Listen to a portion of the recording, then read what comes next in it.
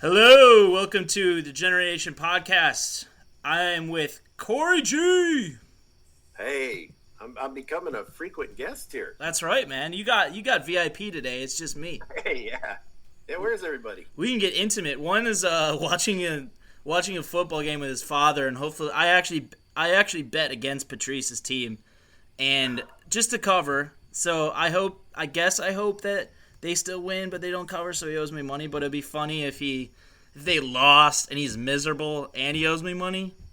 That's Because always a plus. yeah, because then it's like that's what you get, Buy a lot of old duels with that money. right? Oh my god, dude, I'm rolling in it. I'm up the first 2 weeks anyways. I was up over $100 each week, and the best part I think is not that I'm just taking it from the sports book, but also from like friends and guys in my fantasy league that I don't really know, but are friends and pay right away, and I would do the same. So it's just like just fucking pay me, keep it rolling in, man. Do I need a W-2 form for your ass?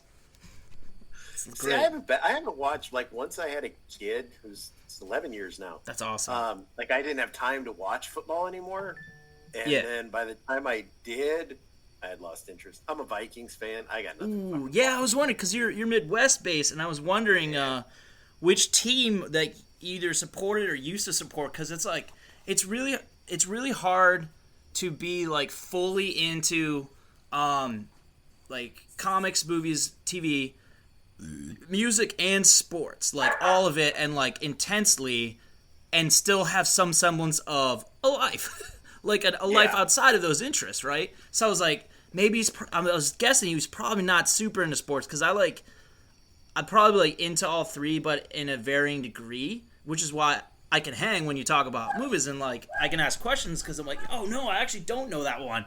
Tell me about it. I get into it. But it's like I get why you would abandon the Vikings because they Yeah, suck. they suck. Wendy's a Brett Vikings Favre fans fucking actually. killed that team for me. Yeah. Oh yeah, that interception, 2009. Fucking ridiculous. Or I gotta say, I 2010. just got done Yeah. before this watching Becky. Anybody listening should watch Becky, where Kevin James plays a neo-Nazi trying to kill a little girl. What year was that from? Just came out. Just came out on Blu-ray a few weeks back. Finally sat down to watch it. No, was he good in it? Yeah, he was real good in it. What? That cancellation of Kevin Big Can Wait is a blessing then, because like no one needs more of that shit. People need these like a dark version of a Paul Blart. Like give me something else, That's right? what he was. Man, Yeah. that big old swastika tatted on his head. No way. Giant ass beard. And, I mean, he was good. He was a killer.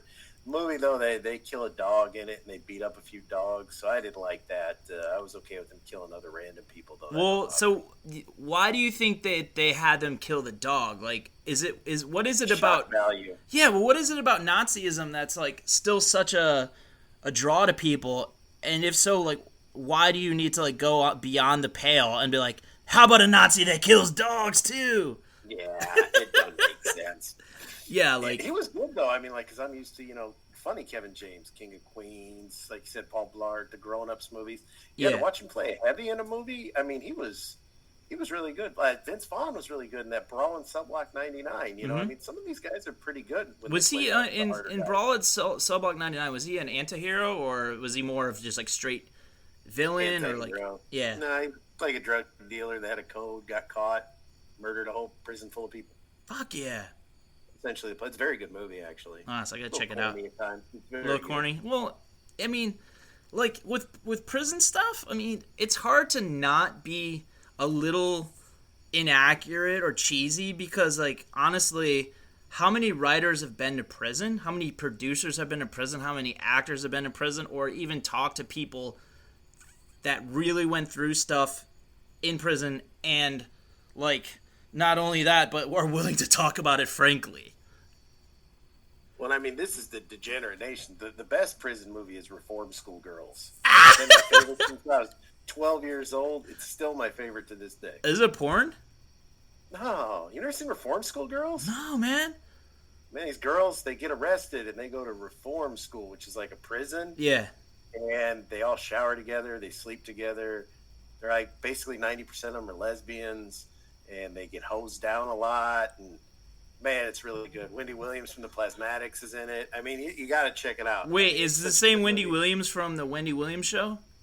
No, Wendy O. Williams. I want to watch sorry. Wendy Williams from the Wendy Williams show get hosed down with like lesbian like people in prison. That sounds fun. Or not prison. It's not prison. It's like a work camp. No, they're in like a prison. They just call it a reform like school. Chinese work camp, maybe. I don't know. The minute they get there, they got to get naked and they got to de-lice and flour. They take lots of showers in the movie. Is there like a 7-minute delicing sequence? About a 3 or 4. It follows from the delicing to the bending over sequence to the shower sequence to the girls hitting on each other sequence. Back to some more showering sequences. Interesting. Lots of cat fights too. A lot of cat fights. So would you say they had like a purpose, and also like was there like a villain in it? Yeah, like the warden and her main like guard, they were torturing these girls. So they had to try to get out of that bad prison. Was it women torturing women? Yeah, the guards, like the women guards, they would like rape the other girls, and they had a lesbian gang that controlled things. But the new girl had to straighten it out. Oh, so all right. So were they pretty young, like younger than Orange Is the New Black? Oh yeah, these are like 20-year-old chick, 21. Okay. 19. So was it like Orange Is the New Black, but like fun to watch? Because I saw like 10 minutes of Orange Is the New Black. I was like, pass. Not a fan. Actually, there's a show you can watch it on Netflix. It's from England. It's called Wentworth. It's basically like if Oz was Orange Is the New Black. I was just about to say that. Like, is there a female Oz equivalent, or like Oz. a Shawshank Redemption that just like really fucking good material that just happens to be not only set in prison but like focus more on women? Yeah, it's called Wentworth. Netflix shows all of them. But Reform School Girls is just good. Where could I find Reform School Girls? Because I would totally watch that. That's probably uploaded somewhere. I think you get the DVD for probably $5-6. Nice. Can I get a Blu-ray of that or a VHS? No, it doesn't have a Blu-ray yet. VHS, I'm sure it does. Oh, dude, how much do you think that would be DVD, worth? And I've got the Arrow video DVD somewhere. Nice. Just because they have the trailer on it. Yeah. Different color. Now, question, like, I mean, you're starting to get a lot of like interviews and stuff, and like, so would you say offhand you have the pull to get an autographed VHS of Reform School Girls from somebody? No, I mean, I don't know. Nobody, to be honest with you, nobody from that movie went on to do anything, and Wendy Williams killed himself. So oh, really? Oh, fuck. Oh, shit. I was about to, I'm glad you said that before I said, like, oh, that was the wrong Wendy Williams, I'm like, well, I just said it anyway, so I guess it's kind of pointless. But, wow. Yeah, this one was the lead singer. It was at the Plasmatics. Damn. Were they like Lesser Go-Go's or something? No, just a punk band. Oh, it was a punk band. Yeah, it's a punk band. I don't know how she got the gig. She's like real manly looking, but she had like massive boobs. and for some reason, her and Rest her in peace. Were nothing. They wore like fucking dominatrix clothes in the prison. They didn't have like actual prison uniforms, so they all dressed like doms. Ooh. So they couldn't afford the guard uniforms? No, there were some guards that had uniforms, but the gangs in there, they all dressed like dominatrixes. That's fucking cool. You have to see that. Yeah. What else you have to see is this. Yeah, I know the people at home can't see it. Was it? This is the Snake Eater collection. Snake Eater, Lorenzo Lamas? Fuck yeah. Now, see, Snake Eater is about a bunch of hillbillies that they need some women to breed with. So they murder this mother and dad and kidnap the daughter so they can take her back and breed, have babies that are normal because, they're all inbred. But that's Lorenzo Lamas' sister, and he's got to go save the sister from the inbred hillbillies. Nice. That's awesome. Inbred hillbillies kidnapping people to breed with is a genre that needs more movies. I think so. I mean, I don't normally go for the forced sex motif, or advocated on the show, but it's like, it's there. I mean, Deliverance, the movie you just talked about, and apparently Reform School Girls. Oh, don't forget I spit on your grave. I spit on your grave. Yes, I mean that takes place in the forest. That's implied in the title, though. I feel like if you're gonna spit on the grave, like there's really not a lot of limits. That's a hard fucking movie to watch, man. Well, I mean, at least they got the title right. Yeah, but I mean, that's a lot of raping going on in that movie. Too much. It's like a third of the movie is probably that. It's like a 20-something minute sequence. I mean, the girl comes and gets revenge, but the original one, it goes on and on to the point it's like, God, I can't watch this. What the original ones was from the 70s, 80s? Late 70s, yeah. I think it originally got an X-rated stamp. The remake's actually really, really good. That was from the early 2000s. I like the remake better. Yeah, I mean, well, that's a rough like genre or like a rough like combination to pull off. Like the revenge of the very, very on-screen like assault, you know? Whereas for some reason, blatantly murdering somebody like on a show or in a movie, it just seems less visceral than the assaults do, or anything involving like torture of a kid or something like that. Because I think it's because like you're not thinking about the psychological place of the person that's doing the acting, like what they're really channeling. Instead it was like, oh, that's obviously a fake gun, and you fake blew my head off. Like, okay, fine. But then you understand that the character wants to get straightforward revenge via murder on the person, whereas like with assaults of other types, like it's more fucked up.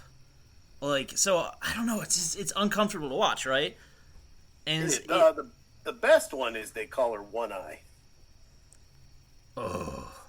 Have you seen that one? No. Who's in that? I don't know. It's a Swedish movie. This girl gets like kidnapped by these human traffickers. Oh, I know you like human trafficking storylines. They get her hooked on smack, and they start pimping her out because she's a heroin addict. And to teach her a lesson, they cut her eye out. You know, like, don't fuck with us. They take her eye. But for some odd reason, the girl gets a day off from heroin and pimping out. And so on her day off, she learns how to drive cars, like from stunt drivers. She takes karate, and then she also takes like weapons classes. And then she puts on her eye patch and kills all of them. Is it a day off per week?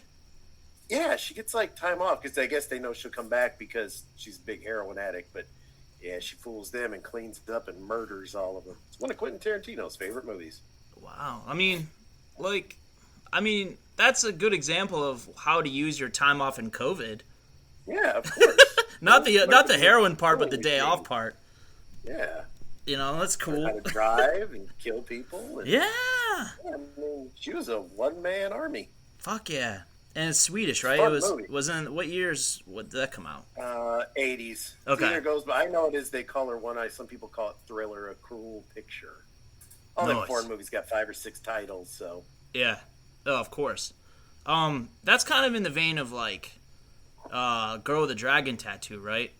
Except a little bit more like intensely B movie than that. The Swedish one is really good. Yeah, I like that one. I didn't like the Daniel Craig one because, like, he's James Bond, right? So I can't see him playing like a pussy. It's just stupid to me. Oh, the male lead is kind of a puss in it.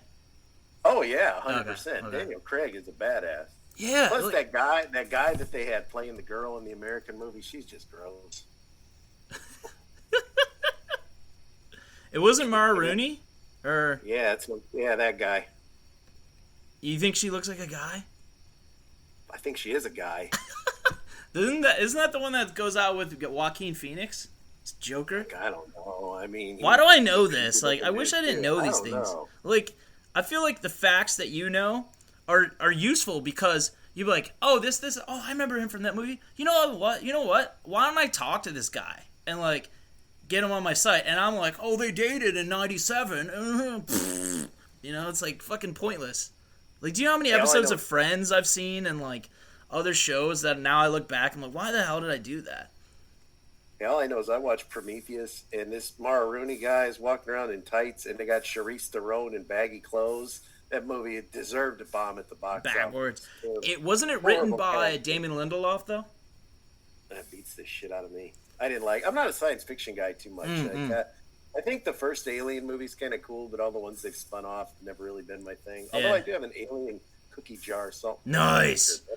I mean, it's like they had that genre or that subgenre to themselves almost. So it's like I think you can forgive any like Alien versus Predator-ness or whatever because. No, I like those. Well, I mean, but it's like it's cool, but like it kind of strays from the original concept, and they made it more like super commercialized instead of this like sneaky good sci-fi movie with like surprisingly good minimized special effects, and like famously spoofed in Spaceballs when the alien jumps out of his "Hello, my baby, hello, my." I thought that was great, and at the time I didn't know what that was about because I saw it and I was like 9-10 years old with my grandpa in his basement. Fucking awesome. He let us watch Spaceballs. I love that movie. You and I know you don't like Star Wars, so you probably got even more of a kick out of it because you've seen the movies, and you could be like, oh, that trope is hilarious, and they deserve to make fun of that. And like this character is like they take it so seriously, and like Darth Vader, and you just have Dark Helmet. And it's so good, and like, oh god, I feel like we need a fucking comic genius. Yeah, we need like more. I can't say more Mel Brooks is, but like, where's the heir apparent to some of these like famous comic creators, comedians? Where's the next generation of people that are doing satire and spoofs and like, it's just not there. I mean, we had like Scary Movie and shit, but the first Scary Movie is hilarious. Yeah. In my opinion. Yeah, it is. Just the first one. And it launched Anna Faris, but who else did it launch from that? Yeah, because the Wayans brothers already had names. Right. Yeah, the other one, they just came and went. Yeah. I mean, I don't know a single other person that came out of that, and I could be wrong. I know Chris Elliott was in those. It was in one of them. I think the second one. I like Chris Elliott. I was a big Get a Life mark. That was one of my favorite TV shows. Now, do you know if that's available? Because I need to watch that. Because I watch, I write characters that are like down on their luck in the start, and there's so many different directions where you can go with something like that. Like somebody lives at home like I do, or, like, and the character was relatively old too, right? Yeah, I found it. He was supposed to be 30. Yeah, let's see who put it out. He was 32 years old. He was the head paperboy, because if you said he was the paperboy, he got mad. Right. It's up here. And he was kind of an anti-hero in a comedic way. Yeah. Shut Factory put it out. Nice. All 32 episodes and commentary. Includes all 35 uncut episodes plus all new bonus features with the cast and producers. It's like a nightmare come true. Yeah, I was a very big fan of that show. Yeah, that was very... I got why a lot of people hated it, though. That's not for everybody. It's probably for me, to be honest. Because a lot of things that people are like, oh, you'd like this. I'm like, nah, I'm not going to even bother watching that. Yeah, I say that to people a lot. Like recommendations, like I take it with a grain of salt who's recommending it and what else they like in their lives and like who they are, what they do. Because committing to a show or a movie, like if you're not like already just hooked on a genre or an actor or a writer or director going in, you're committing to something. Like you're putting your time forth, and as a creator, like you have to be aware of that, and like you want to create a necessary experience or immersive experience for somebody else. And so like, and also I just don't watch or listen to read a lot of things anymore because I'm like, nah, I'm in my space. Like, what am I going to get out of this, right? Like you're creating, like you're shepherding the experience for someone else. I'm like, you should watch this. You've never heard of this. This is great. This is why it's great. Here's an interview with a person from that. I think that's fucking cool, man. I think it's great. Plus, like, you have, like, I'm at work the other day. Yeah. This guy was like, oh, Corey, I saw a movie you and your son should watch. I'm like, okay, what is it? Oh, it's about this blind blues traveler. I was like, you can stop now. I'm already fucking bored, man. It's like, why don't you recommend a movie where the cop's partner gets killed and stop a human trafficker or some shit, you know what I mean? I'm like, my son only watches human traffic films. If it doesn't have a panel van within 10 minutes, I'm not interested.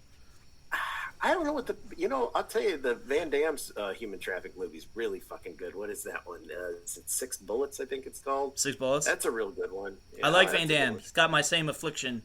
And he's also like his shit is. I think it's really underrated, to be honest. Like he He's worked not a with bad fucking actor. John Woo. Hard Target had John Woo. Yep. Like that movie has great B movie, right? Because it had an interesting, it had a high concept that you wouldn't find in like in a blockbuster. It was like people are killing homeless people. No one would touch that. Van Damme is like, I'll do that.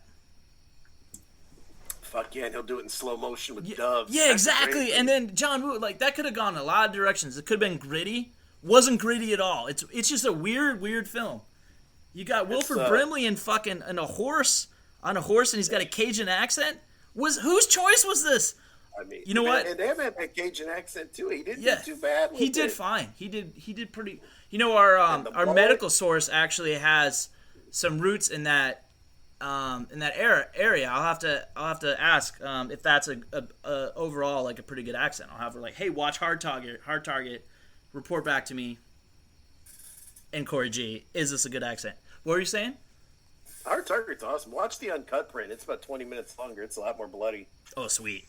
I'm on board with that. I mean, as far as like memorable action movies that aren't Die Hard, like that is way up there for me. Like way up there. Oh yeah, it's Van Damme's best movie. Easy. Yeah. Yeah, it's his best. Bloodsport's a close second. Bloodsport's a great fucking idea. Like both of those are a great idea. Like I think that's why, and like Van Damme can carry a high concept. And if you watch Double Impact, where he played twins, that's good acting. He's playing the tough guy, then he's playing more of the Nancy guy and all that, but both still, ass kickers. But no, he did really good. I always thought he was a better actor than he was given credit for. What was the one that had the hockey arena? Sudden Death. Oh yeah. Where instead of John McClane, he was John McLaren. Yeah. He was John McLaren. Yeah, not a cop. He was a firefighter. So yeah. That was oh really? Okay. That's a fun movie. You know what though? I think he just could carry stuff. Like it was like all him. There was a lot of wooism in Hard Target, but like, I mean, if you take those elements, like there's fucking doves in a warehouse action sequence.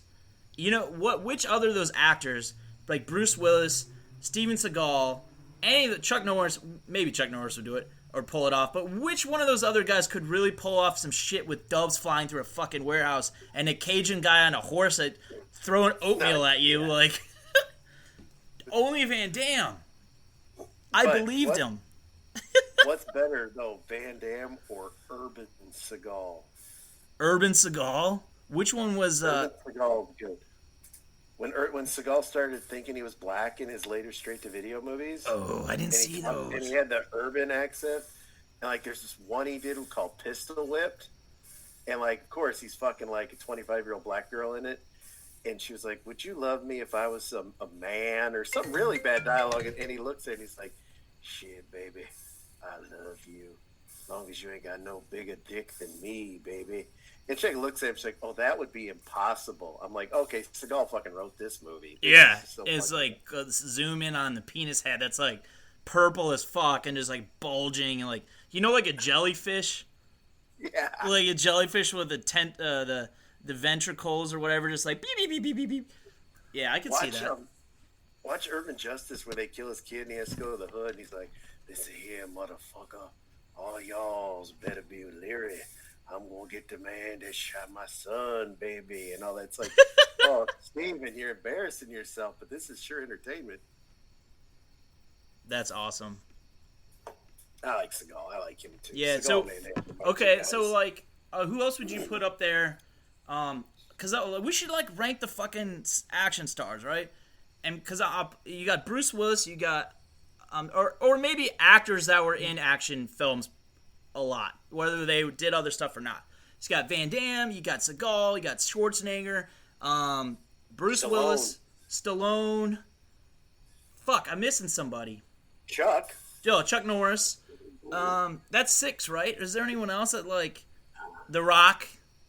Yeah, I always wanted to do the B Team Expendables. Ooh. Where instead of like Stallone and Schwarzenegger, let's get Don the Dragon, Cynthia Rothrock, Lorenzo Lamas, Michael Dudikoff, Mateus Hughes. Let's get all these straight-to-video action guys. Billy Blanks can make his comeback. and they could make a movie where they fight vampires. I'd watch that. I would too. If I had money, I'd make it. I mean, they would do it, is the thing. Like, oh yeah, they would. Don the Dragon actually has a script, 3 or 4 scripts, I think, for a B movie Expendables. They've just never gotten financing for it. how much do they need for it? Like, really fucking good. they need like $5 million, a little less than that. Ah, shit, probably 1 or 2 tops. Yeah, so they each get like 80 grand and some back end points, you know. I mean, it couldn't be that much to make. They all legitimately know martial arts, so you know your action sequences are going to be good. Yeah. Cynthia Rothrock's still hot as hell. You got to be hot, man. You got to be hot in the game.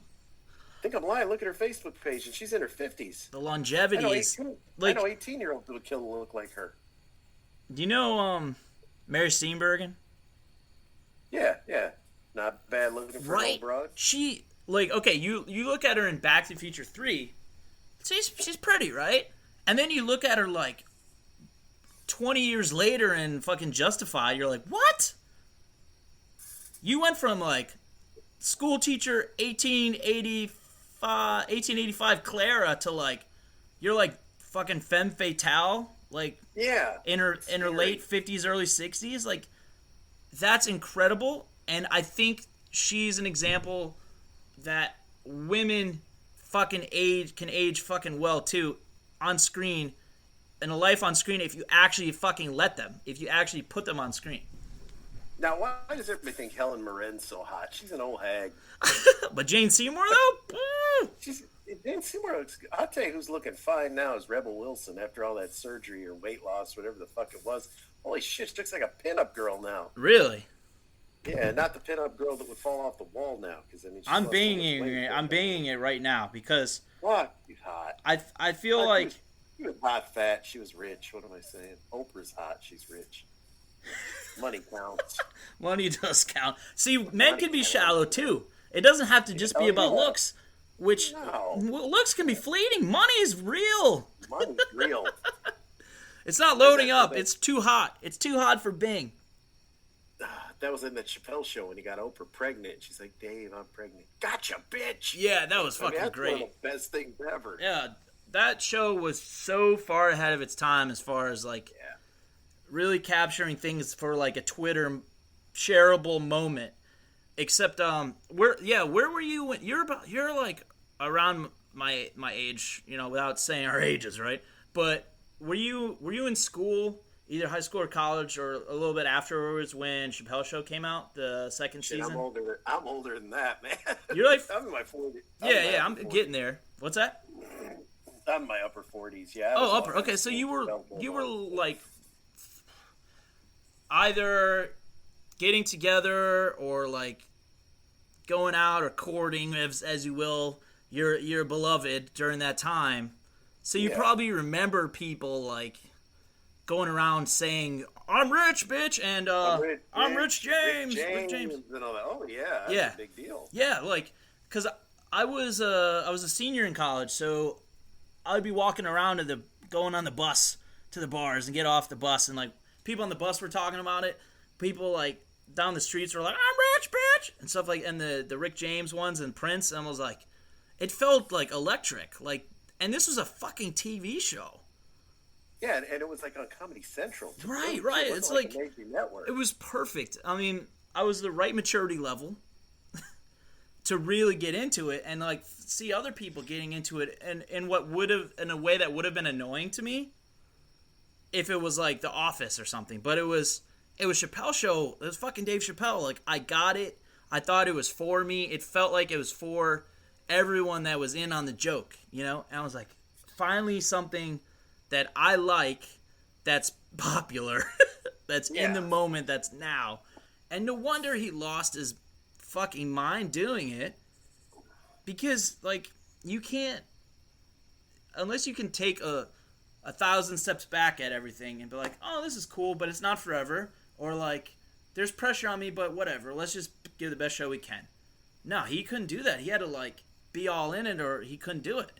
And I respect that, because you know this too, like you make something or you start something, it's fucking hard as fuck to finish it sometimes. And you're like, Yeah. is this like, how many people even know that I was even doing this? I could just quit this today. Like, I could just set it on fire. And I think people only gave him shit about it because they had such a buy-in to it, like, emotionally. Like, they wanted more of it. And it didn't belong to them. It was his. And it's Comedy Central's, too. Because he had to give the money back. But, like, if you already got $5-10 million, like, who cares about 50, right? It's like, dude, you're set. You figure he had big movies too. He had the stand up. He was Tom Hanks' buddy, and We Got Mail. I mean, he had money before Chappelle's show. Yeah, and he probably made money off Half Baked, like on the back end, maybe. Half Baked is so awesome. It's great. You ever suck dick for weed? Yeah. My dad's enjoying 30 years. 30 years for weed. Oh, I love that movie, man. Yeah. It's the second best pot movie of all time. What would you say the best? Dazed and Confused? Fuck no, Grandma's Boy. Oh, okay. Grandma's Boy is pretty funny, man. I'm a Grandma's Boy. That's my go-to movie when I'm doing something. That's what I put on in the background. You know the guy that played the guy that did the robot thing, the guy that ran. Yeah, he was in Dodgeball and that, and then just like. Just an Avatar. He was an Avatar? Yeah, he's probably the problem is he was in Bones also. Yeah, but when you watch it now, it's like, oh, that's JP. Like he's gonna be defined as that guy, that rich guy. Urkel made like an action movie. It's still all right. Urkel. I want to change Urkel's what you think of Jaleel White. You know, like I get obsessed with things like that and be like, you know, if you could pull that off for that long, you have chops, right? Because that was like a caricature, and the writing on that show just went down off a cliff, and it didn't matter. He still fucking put his suspenders on, he put his voice on, and he crushed it for like 11 seasons. I had the fucking T-shirt from Kids R Us, man. Called it Family Matters. Everybody just said Urkel. Right, exactly. I mean, it was his show. I bet if you got a hold of like an original pilot, it wouldn't have as much Urkel in it. And like, no, he didn't pop up to like the 5th or 6th episode. No, Reginald Vell Johnson was like, he's like, I got my vehicle. Like, this is awesome. I'm in Die Hard. Now I got the show. This is great. Like, I wonder, though, if him and the other people were like, oh, thank God for Jaleel White. He saved our show. Or if they like, this fucking motherfucker's getting all my lines. You know, I got to wonder if there was... I would be like, man, you kept me a paycheck for 11 years. Forever. And you know what's great is no one ever, like, put creepy Kool-Aids on... creepiness in someone's Kool-Aid and, like, Bill Cosby did, so... No one like sunk the show. You can see it in reruns still. I got a couple. I got a couple stories. I got one story about Family Matters. I was new to LA, and it was actually after the Saints won the Super Bowl, and I was partying. I met some girl that at the bar where I was partying watching the game, and I went back to her place, and it seemed like things were headed a certain way, right? And then she's like, "Oh, I'll be right back. I'm gonna take a shower." I was like, "Do I like say let's both take a shower?" But I didn't say anything. I was like, "All right, I'll just chill." And I'm like, she's been in there 10 minutes. Like, whatever, it's a shower. And I'm like turning the channels. I see Urkel. I watched an entire fucking episode and a half before I'm like, "Oh shit, is she dead in the shower?" Like. I was like, hey, I just knock on the door, and I finally she like opens the door. No, she like fell asleep in the fucking bathroom. And you gotta give someone a heads up because like Urkel will suck you in, especially if you're drunk. At that point I almost wanted Urkel more than sex. No, I can't go that far. But it was like if someone like I'm not gonna be like jonesing for it, scratching my neck like a crack addict for 30 minutes of someone I don't even know barely. But Urkel's pretty damn funny. He is pretty funny. I mean, it's just so wholesome and like silly and like but heartfelt. I love Family Matters. Fucking great family show. I don't know any shows that are, because Cosby now has like this fucking stigma attached to it, so you almost have to throw it out, right? My favorite's Married with Children, but that's not really a family No. But I mean, like sitcoms about a family. Pretty damn good. Fresh Prince, probably number one. That's a very fucking good point, Corey G. Second, I'm gonna say Family Matters. Yeah. I don't know what I'd go third. I like Step by Step a lot. That was pretty good. Queens is good, but that's still more, you're looking more toward the geared to the adult audience. Yeah, because you got some of the jokes are more adult. But like, I mean, My Three Sons, blast from the past, but pretty good. My mom watches that, and I watch it sometimes. I'm like, and same thing with Leave It to Beaver. I'd put Leave It to Beaver ahead of Step by Step, My Three Sons, and then Step by Step is maybe fifth. I can't think of something that's better right now, but like, but those two shows, those older shows, they like, you're wondering why is this so good? Oh, that's right, it invented the fucking game. What were you saying? Gilligan's Island. Yeah, that's pretty good too. I mean, a lot if you of sexual tension on that show. Yeah, Ginger and Marianne. Marianne, yeah. Oh yeah, she's but pretty. But then again, Mrs. Howell had the money. Yeah. So, and she was gonna die soon because she was old. So. How old was she? Skipper could have been smart and started putting it to her. You mean because of life expectancy? For people in their 40s and 50s and whatever was lower than, and B, they were on an island, so she's even more in trouble than the rest of them? That island should be fucking Gilligan's Island should be like the fucking COVID dream show because they survived without toilet paper all those years. Yeah. What did they do? Do you think they were just smearing shit on each other? Like on fucking Gilligan? Or something. What? I'm gonna guess like leaves. They had all them palm trees and shit there. Yeah. You can use, leaves are actually pretty versatile. You can use them to wipe your ass, or you can, if you're crying because you're having a meltdown because you're on a fucking island and no one's fucking you, like you're Gilligan or whatever, and you're really stupid. Like, I would just cry all the time while they weren't watching me. And if I was on that show, I'd be really conflicted because I'm like, this gig is pretty sweet, but this is so meaningless. My character's so stupid. We're never getting off this island. This isn't dark at all. Like, give me Castaway. Like, it's just Tom Hanks in a volleyball, but it's Tom Hanks. And you're also like, this is as close to reality I think as you can get because he tries to kill himself. Oh, fuck yeah. That'd be the first thing I'd do after. That'd probably just be the first thing I'd do. Yeah. I'd give it a day. I couldn't fucking fish. I couldn't start a fire. No. You know what I would do if there's more than one. Right. If there's someone on the island that I don't want to fuck and it's just us, I'm just going to kill them and eat them and then punch out afterwards. Because after you've done that, you probably are like, I shouldn't have done that.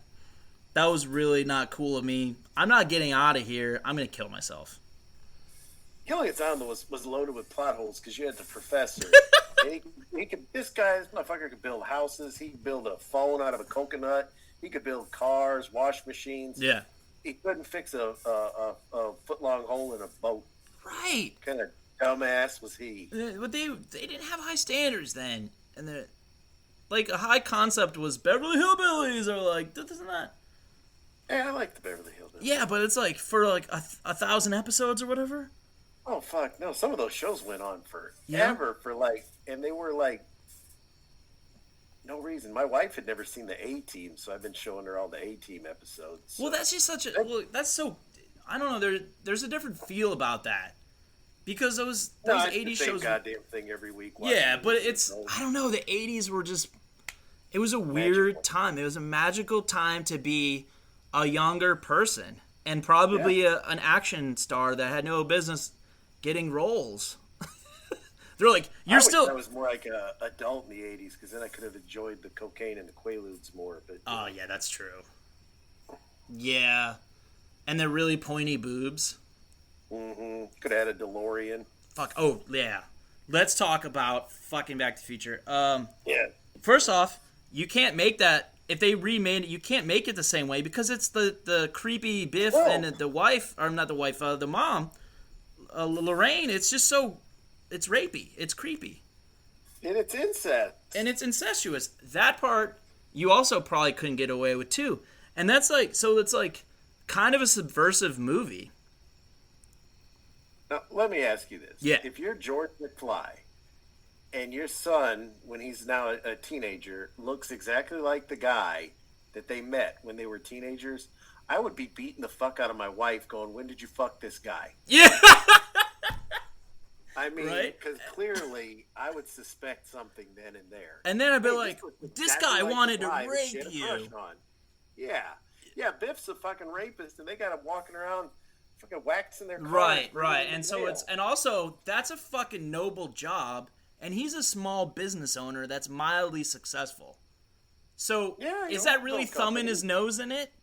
No, it's not. That's a successful business. So, but that's not a plot hole because it was 85, man. Fuck it. Who hires a rapist? Right. I think George McFly is a tried to fucking... rape my wife, but why don't you clean my car? Exactly, like, because that's dirty work. Like, no, it's not. That's fucking noble work. I'm sorry, but Biff's son, if he had one, has more to learn from his father than Marty from George. A sci-fi writer? Come on. George was a fucking peeping Tom. That's how serial killers start. Yeah. Like, I'm sorry, but, like, Biff crossed the line. But as a humbled grown-up, I think his arc was stronger than George's. Yeah, George was never... he was never that great. I mean, that movie had... You know, then who lets their teenage son hang around with some creepy old man and his dog? Right, this fucking professor, and it's just like, I'm sorry, but George and Lorraine were bad parents, and George was weird, man, and not just because he was played by Crispin Glover, although it's hard to like remove yourself from that, but because that guy's fucking weird as shit.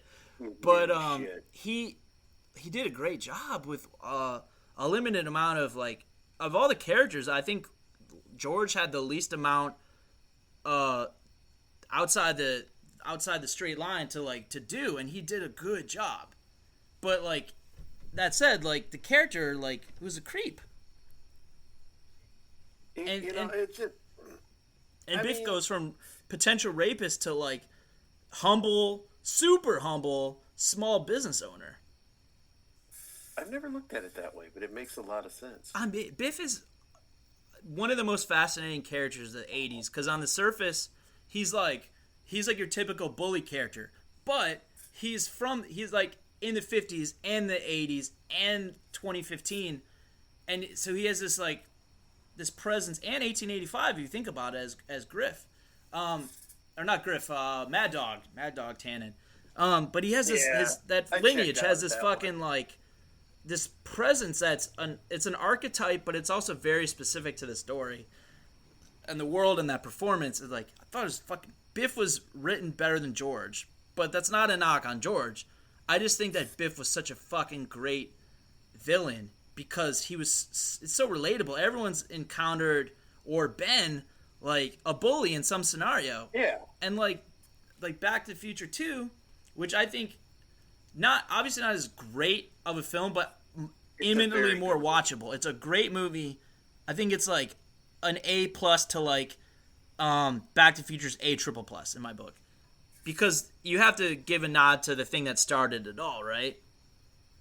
I mean, the Sports Almanac. Yes. With no question, that's the greatest piece of time travel ever in film, because who wouldn't go back and play the stock market? Who wouldn't take what they learned and gamble? Exactly. I mean, it's genius. That's the easiest way to make money. Yeah. It's not fucking slaving away at something. It's knowledge. Knowledge, like, I mean, look what they give, like, look what the emphasis people put and society puts, for good or worse, on a college education, right? What's that, like, knowledge that you pay for? This is knowledge that he didn't pay for.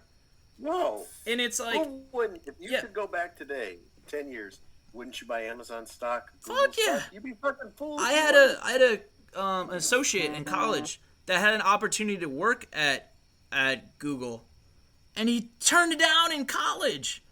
Bet he feels dumb as shit now. Well, like, I mean, he's done well, I think, like, but he worked at IBM instead. But it's like, oh he went to Stanford for like grad school, and then he went to IBM. That's the only elements I know of his story, and I think he has a kid or some shit. I'm sure it worked out well for him, but did he take the easier path? Fuck no! Take the easy path! Get that almanac! Cheat! To win! Do it! Who wouldn't do that? Like I tell my son, it's only cheating if you get caught. It is! Dude, it's completely only cheating if you get caught. I mean, look at our business leaders and our politicians. Like, what do? They cheat, they steal, they lie, they work around. Eddie Guerrero's motto: lie, cheat, and steal. Yeah, they work around things like both parties, like, but not. I don't want to get down the political road because like anyone could like go on Twitter today and be like, "Oh, Supreme Court, I'm flipping out," or like, "No, that's my girl," but either way, we're not gonna do that. But just like from a political standpoint, you have to like. First off, unless you're filthy rich, like Biff in Back to the Future 2, you have to make compromises along the way, do dirty deals and stuff, and then pretend like you're clean, right? Whereas a rich person doesn't have to be clean because he'd be like, look, you can look at my past. He opened a casino. Yeah. Like everybody's all like, he wasn't a fucking crime lord. Right. He owned a casino. I mean, he killed George. Well, yeah, but I mean... that rape, he never forgave him for making him wash the car after the rape. So. Right, because, I feel like the timeline thing, like the memories of the characters, like everything that happens in all timelines exists somehow to me. And so I feel like in some way the characters, why would one character's memory be wiped and the other one's not, right? It's very interesting to me. What they did with time travel and the space-time continuum and all the phrases they made up, like flux capacitor and all that, they gave such rich, like, history and, like, just was amazing tapestry for other stories to weave upon, and everyone else dropped the ball. Why? Why weren't there more time travel narratives that are, like, actually good?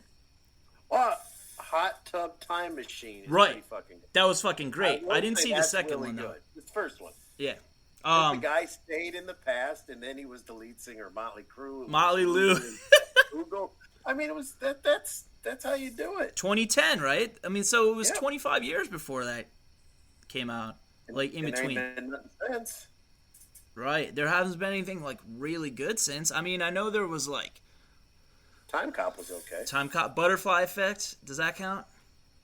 That's a really fucking depressing, heavy movie, but I liked it. But yeah. I don't know. That's kind of to me in a genre of itself. Butterfly Effect, yeah, like but it's it's something I want to explore at some point. But you know what? I can be honest with myself and be like, I'm not Bob Gale and Robert Zemeckis. At least I'm never going to be because they're different people. But like, I'm not on that level I don't think to like pull off a Back to the Future script wise, like something that has slight homages to it, but it's its own thing, and it's different. It has its own, paints with its own brush, and like, but I want to do that. And I think it's like they moved the goalposts back, when they came out with that, and no one's touched it because they have it in their contracts where they have to be like dead before they can remake that without their approval, and I think that's fucking awesome. Why do I remake it? I mean, eventually it will be remade, but why? I go by the thing, take a really awful movie and remake it. Don't right, absolutely. Remake our garbage instead of our gems. Like, what would be like a shitty movie or show, or even a book or comic that you'd be like, make this good? Yeah, I mean, there's so much shit out there. Let me look around here. I'm looking. Fuck. Everything I'm looking at's already been remade. It's hard to do. Right. Yeah, I mean, and plus if the movie really sucks, I don't own it. Ghost Dad? Bridesmaids, that's coming to mind. I'm looking at that. That's a shit movie. You could remake it. Lockout, well, that's actually a remake of Escape from New York, no matter what anybody says. Similar plot lines? Like, exactly? The exact same plot line. A lot of movies actually, unfortunately, have the same plot lines. Well, And then, like, this is kind of like a corollary to this, but, like, the type of movie that's just so 80s that doesn't have to be, like, you could really take some zany chances and say, fuck it, people like this shit. What's fucking Big Trouble in Little Chinatown? Oh, great movie. Great, right? But it's so, like, describe that movie to somebody in an elevator pitch, right? You can't. It's fucking weird. No. But, like, why not more weird shit? 50 cents, though. Yeah, that's true. The movie was a bomb. It was a horrible bomb when it came out. It's just a cult hit now. I actually have a collector's set. I can see it from here. It's got the vinyl and everything. That's awesome. You want to see a good movie, though? Yeah. That you're never going to get remade? You got to even buy it from Germany. Jason Priestley, 90210, plays a dim-witted mob bookie that becomes a hitman, cold-blooded. Produced by Michael J. Fox. No way. Yeah. So Jason Priestley was good in it? He's amazing in it. So good. That was worth the fucking right. So like, why can't we do that to Jaleel White? You could, but Jason Priestley was always a pretty boy. You know, I mean, Urkel's a. Stefan Urkel was a pretty boy. Like Jaleel White's a good-looking dude. I'd fuck Jaleel White. I say go all out, make a cop movie. Let's get Screech. Oh, he can't act though. Nah, but yeah, and he's been in prison and everything. So yeah, we'll stick with Urkel. Yeah, Zach Morris can Mark Paul Gosselaar is pretty solid. Like, not just because he's better looking. What's that? Dead Man on Campus was a fucking great movie. Really, the pothead where they were trying to kill their roommate. I mean, that was messed up. That's like a great dark comedy. Like, yeah.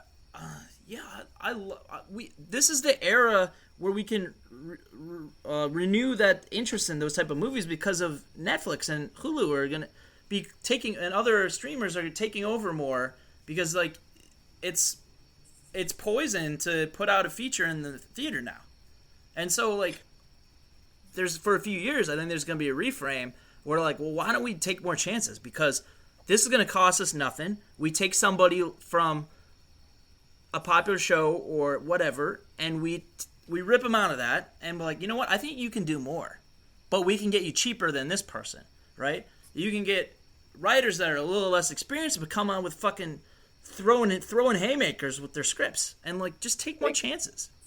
Think of this, yeah. Django with Urkel instead of Jamie Foxx. Yeah, why not?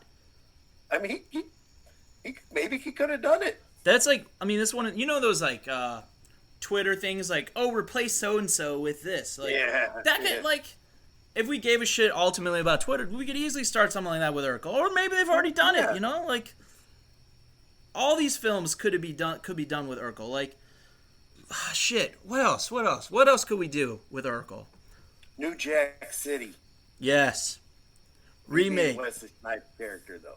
Made in America. Made in America with her Beverly Hills Cop. Yes. Like, okay, so, like, Jaleel White played 2 roles in, and maybe more, in Family Matters, right? There's no reason he can't play even more in Coming America. Stefan Urkel. He steps out of that fucking machine, and he's Stefan Urkel. And he was Bruce Lee Urkel, and he was his girl cousin. Yes, I mean, Myrtle. It was like Myrtle or something? Myrtle Urkel. Hell yeah, let's just do all that. The Nutty Professor with Urkel. Urkel Professor. And he got that way by going into that machine. Yeah. See? It's like, okay, so I have this friend. I used to live with him in LA, and he's an actor. And he was in Eastbound and Down. He played Casper Powers. And he's been in commercials. He was in Get Hard with Will Ferrell and Kevin Hart. Oh, I love that movie. Big Stan's better, but I still liked it. So you know that one? Yeah. Do you know The Gardener? Yeah. That's my friend. Oh, cool. So like I was initially writing a project with him, and we did a web series and things. You know, when I moved, and like he was going in kind of a different direction, like spiritually and creatively and stuff. And so like we discontinued the project, and I had somewhat recently like opened it back up again, and I'm gonna like re-pitch it to him. I was like, look. All you have to do is help me with this outline to get me to, like, from where I'm at, we're, like, in between A and B and get to B. And you're getting, if this sells, you're getting your cut already, but how about an extra 5-10%, right? That's what I'm pitching him. But anyways, he's someone that you can just see perform something that's unrelated to what he gets cast in and be like, because I saw him, he's from Maryland, and I saw him audition for this like short that I did, that I was producing, and it didn't get finished. Like the other people involved just dropped the ball, and I didn't have enough experience to take over and finish it, right? But what I did get out of that was a friendship and a creative like awakening, because I saw this guy perform a monologue, right? And I was like, and he leaves, I was like, oh, that was good, thank you. And I told the guy that was producing, I was like, and I wrote the thing, I was like, look, I don't know what the fuck that was, but we have to get him because he's so much far above this shit. Like, we gotta get, because he did like a dramatic monologue for this comedic, like, throwaway, like, 10 lines or whatever, playing like some like makeover doctor or whatever. Anyways, he's so good, right? And I'm like, in my mind, because you know I'm a writer, I can like latch onto a person, a line, or an idea, or a mood or something, and just kind of run with it, try to see where I can go with it. And I'm still convinced this guy could be like a real player, has real fucking talent, and I'm rolling the dice. I feel that way about Urkel because that was, I mean, Jaleel White, because he also did the voice work for Sonic. He doesn't need the money, right? I mean, presumably. He actually saved his money. So yeah. He's not stupid. Yeah, so like... What about Die Hard? Ooh. But he plays like Urkel. Or not even plays like Urkel, but you got to get that nod in there. Like when he kills you keep Reginald Van Johnson, but like when he kills somebody, at one point he's got to go, did I do that? You got to just get right, yeah, like the end of Die Hard where he's like, he shoots Carl, and he's like still shaking, and you're like, he's like, did I do that? Yeah, I mean that's a pop right there. Yeah, seriously, dude. He's honestly, he's fucking good. And so I mean, so is my friend, and like I want to be the reason someone got a second chance to like really pop, or like a first chance to truly pop. Because like just believing in somebody, like you know how rewarding that would feel? Oh yeah. Like let's reboot Sharknado with Urkel. Yes. Right? Like just like coming across somebody that entertained us when we were a certain age where we really felt a connection to material that was maybe not amazing, but done well, right? I mean, Family Matters was done well. It really was. Especially when they went more serious. They're like, did they hire different writers for this? And then it was like, because they probably did. They mix and match, you know? Like, you get a writer's room every year, and then these people go off to do other shows and blah, blah, blah. But, like, consistently, regardless of who was producing or writing it, those two, Reginald Van Johnson also, and Urkel, Jaleel White, were fucking hammering it. Like, just heavy hitters. Waldo was pretty fucking good, too. Right. And you know Eddie actually appeared in Leftovers? Really? Yeah, season 2. I mean, you don't need anybody else, though. No.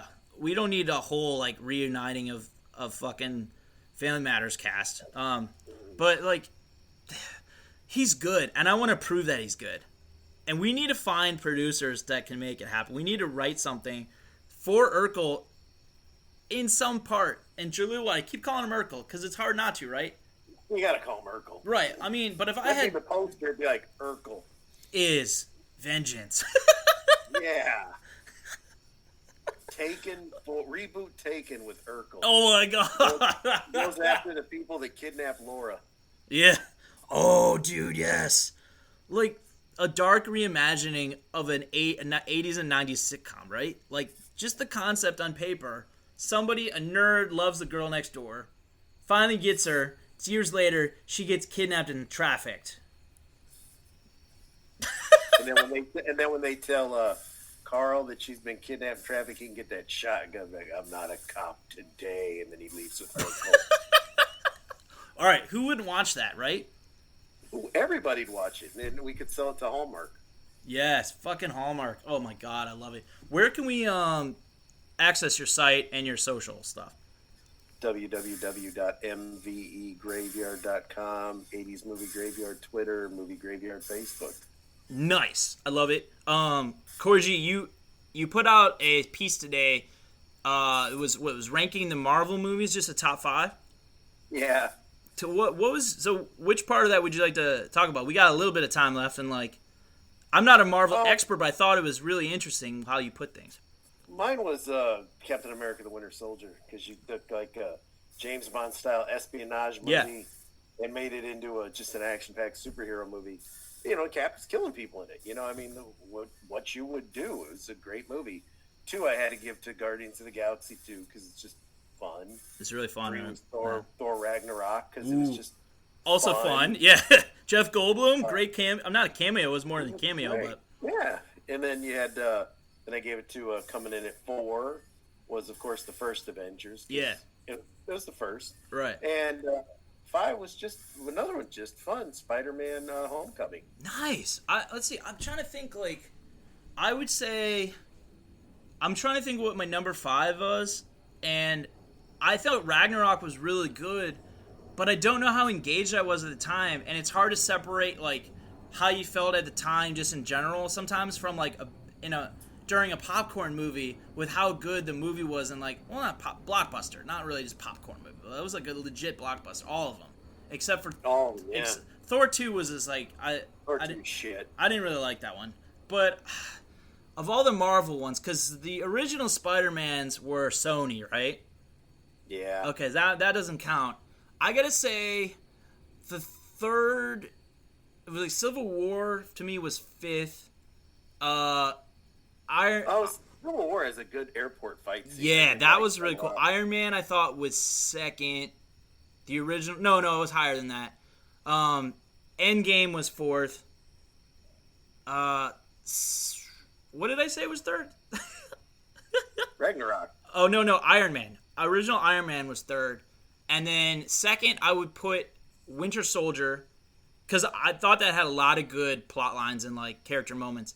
And Yeah, first, it was better than because it should have been. I would say because it had the benefit of the Back to the Future style, throwing everything at the wall, don't have to resolve anything ending, I'm gonna say Infinity War was the best for me. But it's mostly because of that, because like any minor flaws or medium flaws or whatever it had, and I can't remember it even because of the way it handled the ending, especially if you think about Black Panther, the actor Chadwick Boseman passing away.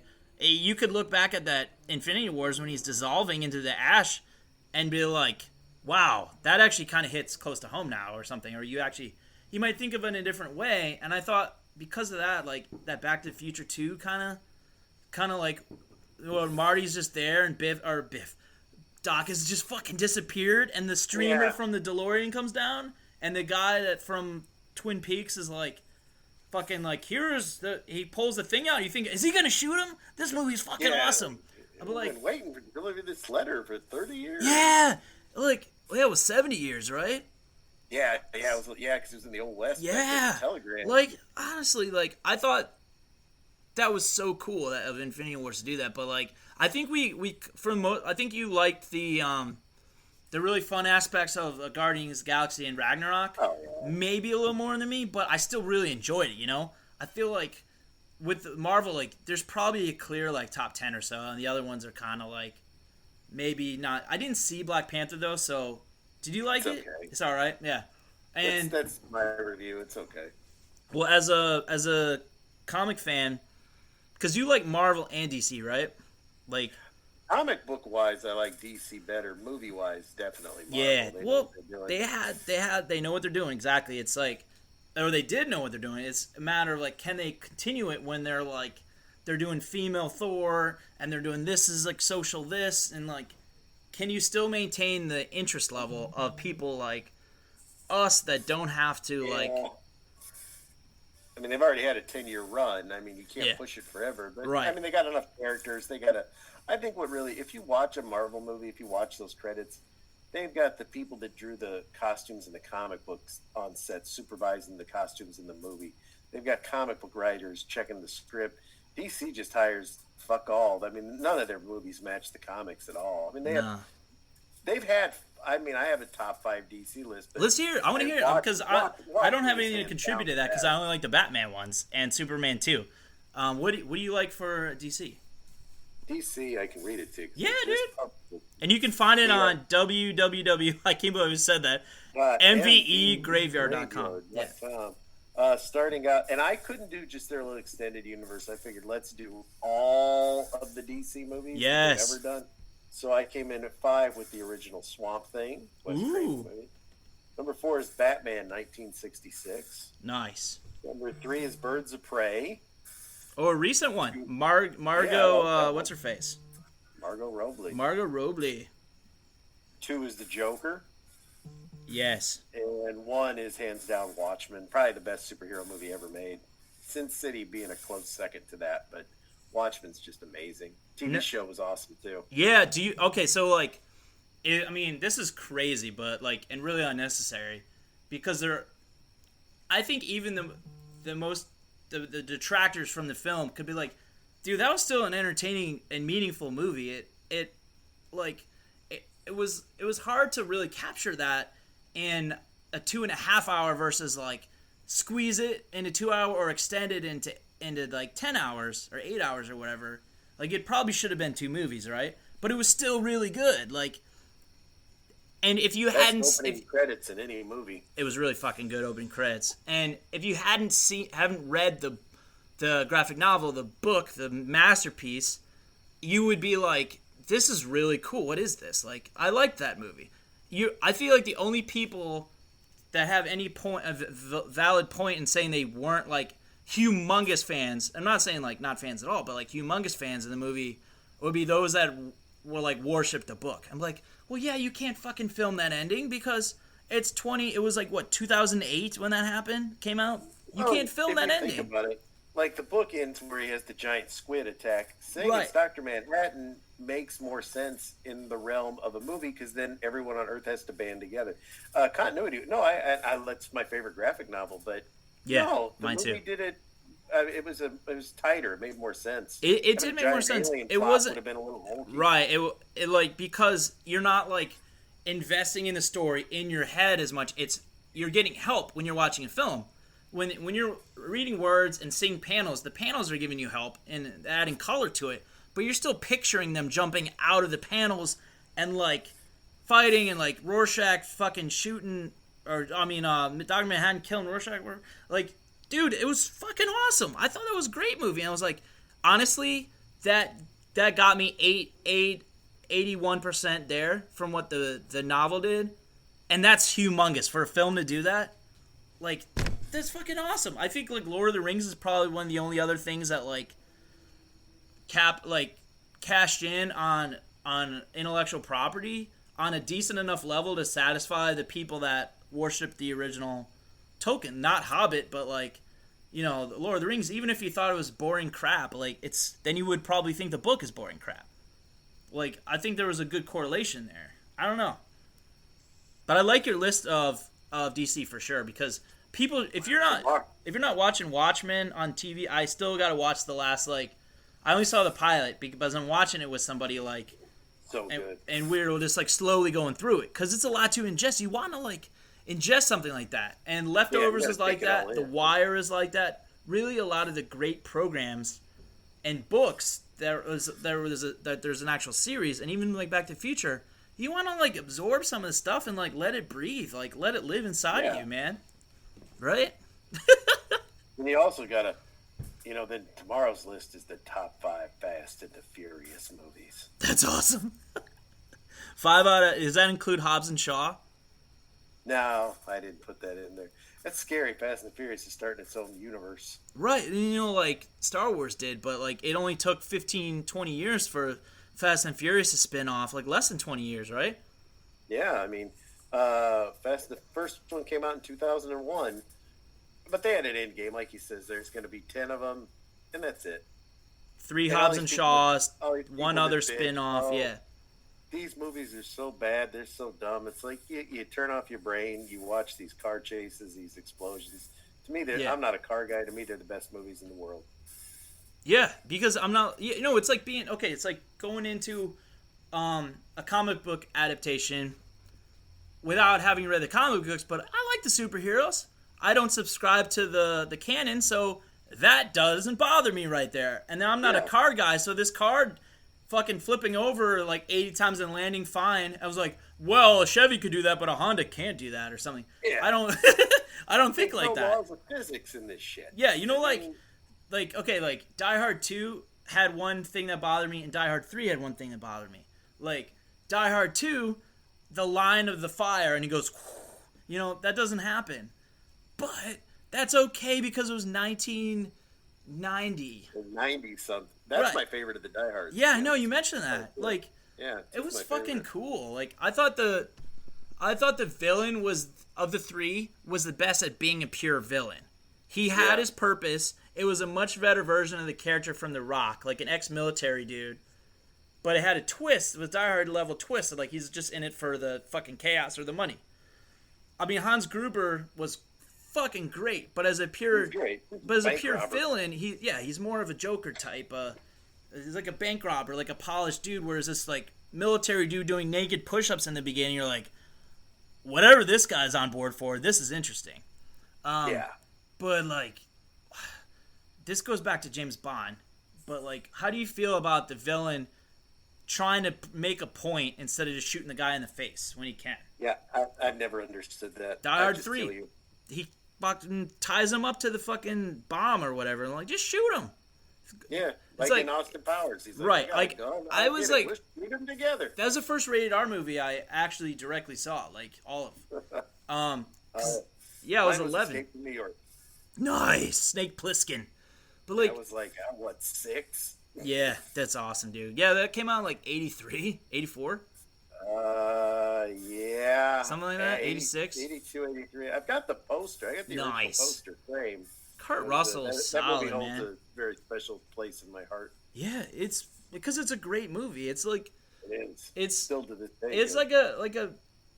It's not a B concept because it's at the time like it was super original because the dystopian thing wasn't a big thing yet. Like Mad Max was out, but like what else would you say was dystopian except maybe Apocalypse Now in a way? Yeah, not much. And those Mad Max movies are fucking boring. In my opinion on them. I'm not a fan of any of them. They're all boring. I didn't see the new one. Boring. Yeah, a lot of people like them though. I mean, they're mindless fun, but they're just not my type of mindless fun. I guess. So, I don't know. I've never been a fan. What hooks you as a genre fan? Like a trailer, a poster, a tagline, like a concept. Trailer's got to hook you. That's got to be the trailer. Do you want them to show a lot, or just like kind of like leave a little bit to be desired, or a lot to be desired? Just enough. I just need to see enough. Something really good, and it's got to have good music in the back. It's got to just hook you. I mean, look at the Fast and Furious movies. Have trailer parties. They have hundreds of thousands of people show up in the streets of LA, and that's just for a trailer for these movies. I mean, that's unheard of. Wow. God, I'd like to be that rich. Whoever created that. Like, Vin Jesus. Diesel's got fast money. Yeah. And group money. Yeah. Like, it's like, why are they got to steal on stuff for the rush at some point. Those characters had to be rich unless they're paying out the ass in taxes to shelter their money or something. Or like, I'd like to think they're all set for the rest of their life now. Well, maybe I mean, no, like I meant to say the characters within the narratives. Like, why are you doing this 10 times? It's like Ocean's 19 or whatever. Like, come on, man, it doesn't make sense anymore. John McClane, like, that barely made sense. The second one makes sense. Like, his wife, he's just there at the airport and his wife's flying there. That made more sense. But, and you know what? And the third one, like, why they want him? The third one made sense. Yeah, the brother, yeah. After that, it made no sense. Yeah. He was just another cop on duty. You like the first one better than the third one, though, right? Yes. Yeah. The third one has too big of a letdown. You've seen all these amazing action sequences, and at the end, he shoots a fucking wire that hits a helicopter. It was like the worst fucking. Everything builds up to the big climax, and it's him shooting a gun at a wire to a helicopter. You're right. It was just a letdown for me. Yeah. Because the first was great. His wife's in peril directly. And you're like, like this, it was it's going to be okay. But at the time, you're like, holy shit, that was awesome. Even though going in, like, they're not going to take a chance where they actually kill the wife off, like, on screen in this one-off action movie. Because you didn't know what was going to create. But like, it was just, even if you rewatch it, you're like, how did he do that? That was cool. How did he get the wrist thing I off? have the T-shirt where he's reaching back for his gun. Yeah, like they foreshadowed it a little bit, just if you were watching, enough if you were watching. And then there's so many great lines, and the fucking jumping off the roof, the bungee thing, like, oh, that's awesome. Like, so the project you were working on or are continuing to work on is it action based or like Revenge? It's called Keep to Change. That's it's about right. Two cops, and they're both basically kind of both dirty, I guess would be the best way to say it. And the one can't ever get the taglines right. So like after he shoots somebody, he looks at him and goes, "It's just been revoked." Or then like the line comes from when he punches the guy and beats him to death with a roll of quarters, and all the money goes flying in the air. He goes, "Keep the change," and that's when he gets the line right at the end when he gets the main bad guy. So like as an action writer, a creator, like and an enthusiast, that scene with the fucking. Can you imagine creating that scene with the bungee, the cord, and like? Oh my god! Yeah, that's it's iconic. Right, like, and I feel like, sometimes you'll see something, you'll watch something, or you'll hear something, maybe musically. If you're a musician, if you're listening, probably turn it off because we're not talking about fucking rock and roll. But if you hear something and you're like, "Holy shit! What the fuck was that? How am I supposed to do that?" The answer is you don't do that, but you take it as some type of indirect inspiration and be like, somewhere inside of you is something that's every bit as cool as that, or as meaningful as that, or even better, more explosive than that, and you do that thing, you go in that direction. It's like, but you gotta like give daps to that scene in fucking Die Hard, because I don't know of a better action sequence than the fucking jumping off the roof that he blows up with the C4. That they earned that moment. And they made that moment. I've been to that building. It's a tall ass building, and just looking at it, and this was maybe like 10 years ago, and I saw it. I was like, that's Nakatomi Plaza. It's a Fox building. I don't know. Maybe it's a Disney building now, but you're just like, how the fuck did they do that? With like miniatures or whatever the fuck, because that was like 88. They didn't have the same level of CGI, and they were better for it. No, that had to be. What's that? PC is running low. Oh, well, we'll wrap it up in a minute, man. It's all good. Die Hard, watch it. Laptop. Yeah, what do you recommend if you only had since you got literally like a minute? Like, what should our like budding creators or journalists or media like savants, what should they be watching?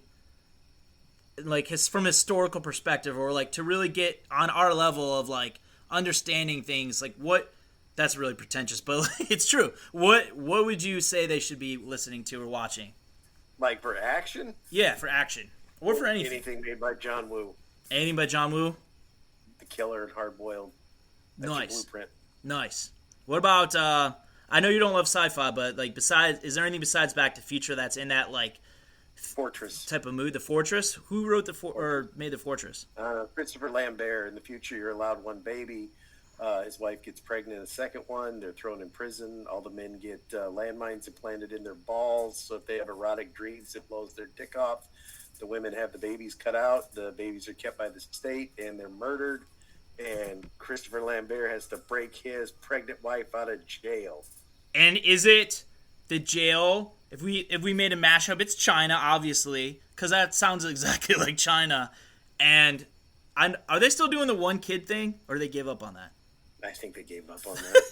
They're just like we're fine because we're taking all the IP from stealing it from America and other places and like making giant corporations that dominate the world and stuff, and we're gonna take your balls away. I love it. I want to watch that fucking movie. I'm gonna go watch it. Fortress. Check it out, and check out Corey G's project eventually. And my own shit, because we coming for that ass with Urkel in tow. Good night. Hell yeah. Woo! Sweet. That was fun.